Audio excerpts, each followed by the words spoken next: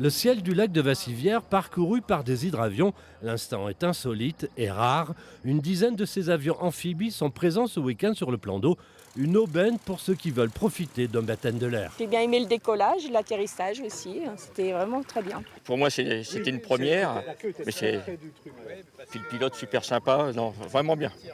Venus de Vendée, du Cantal, de l'Aveyron, des Landes, mais aussi de Suisse ou de Belgique, les pilotes sont réunis sur les bords du lac pour leur assemblée générale.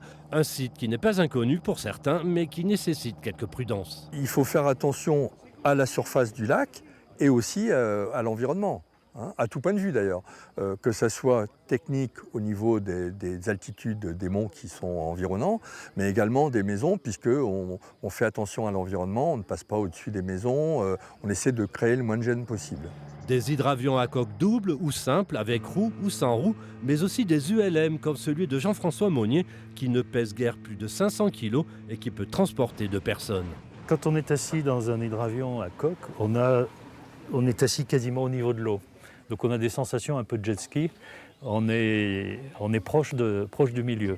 Sur une machine à flotteur, on est assis, je sais pas, un petit mètre de l'eau, c'est différent.